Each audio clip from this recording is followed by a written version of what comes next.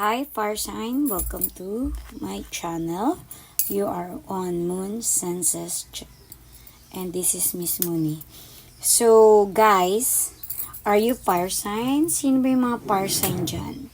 So if you are fire sign at napunta ka dito sa aking channel, well, ito ang iyong reading. Sino ba yung mga fire sign?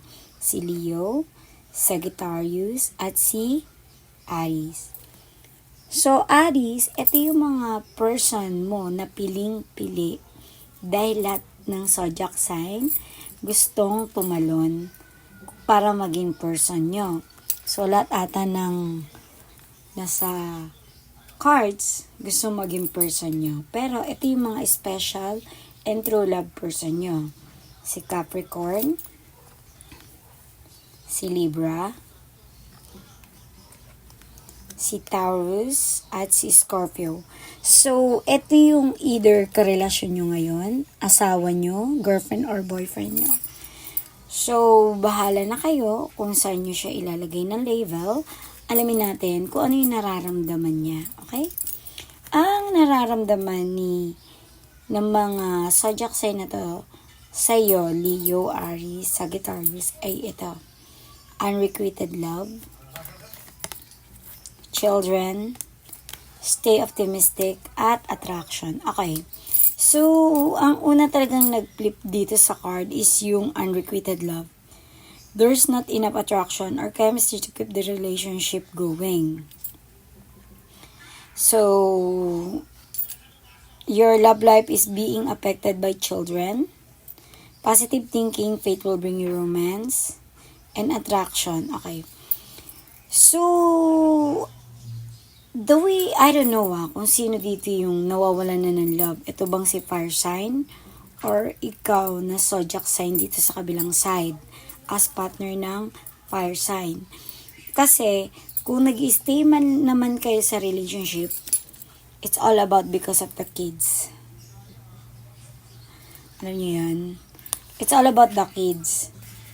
Medyo nawala na ng attraction sa love life niyong dalawa. Kaya nakabaliktad siya, kailangan yung pinipilit ng person na to na ibalik yung nararamdaman at nagiging stay optimistic siya para hindi mabuwag yung relasyon na to. Kaya may unrequited love. So guys, the way na iniintindi ko tong relationship status nyo, no? Netong love spread na to, medyo complicated, you know. Alam niyo yung wala na yung love sa relasyon, pero pinipili niyo magstay together para sa kids. Okay? At ang isa sa inyo nagiging stay optimistic na lang para magstay together kayo. Pinipilit niyang ibalik yung attraction na yun, which is eto yun. Kasi na-lost na yung attraction eh. So, pinipilit na lang niyang ibalik. Kaya nagkaroon ng unrequited love. Kasi nawala na yung love dito sa inyong relationship. So, medyo, complicated talaga. Sorry to hear that, guys. Okay. So, alamin natin ano ba yung advice sa inyo ni Universe. Okay. Hingin tayo ng card para magkaroon kayo ng advice at malaman nyo kung ano yung dapat nyong gawin. Okay guys, ang lumabas sa card mo ay, am I communicating my needs? What boundaries need to be created by strengthened within my relationship? Okay, let's see this. To create more healthy boundary, we must first get into tune with our own need, desires, and feeling, and believe we are worthy of them. In your relationship, it is essential to know where they end and where you begin. Today, soul's actions, when we separate our energy from others, we gain clarity about what we really want. Then we stop doing things that no longer align. You can still compassionate toward others without taking on their stuff. Is it safe to trust that you are not here to fix anyone?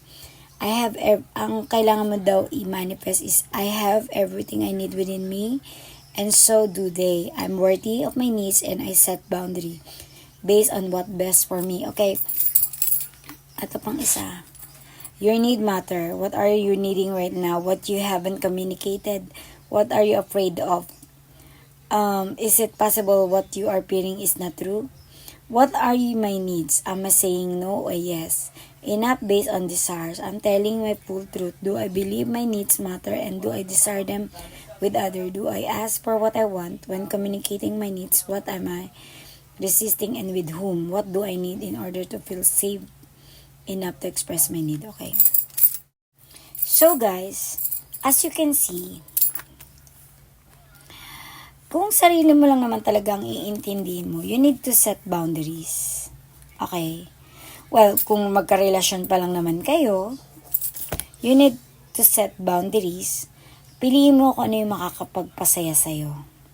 Kasi, di ba, hindi naman natin na ibabalik na yung nawawala. Pero, some of you guys, mahirapan talagang mag-decide kasi may kids na involved. Okay? Kahit naman sabihin natin, piliin natin yung happiness natin, paano naman yung family? So, the way it says here na pwede mo namang express yung mga, alam mo yun, i-burst out, spit it out, yung mga nararamdaman mo para may idea yung partner mo at maklarify nyo to at ma-decision na nyo kung ano yung mga bagay na dapat yung gawin. So, fire sign, medyo complicated tong reading mo. All you need to do is focus on yourself.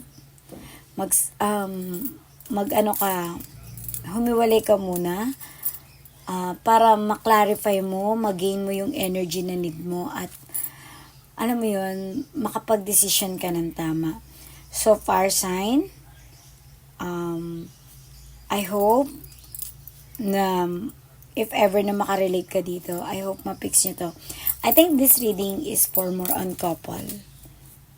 Kasi there's a kid involved. So, thank you for watching. I hope na mag-follow and subscribe kayo. Pwede kayo mag-comment. Pero yung maganda lang. Salamat.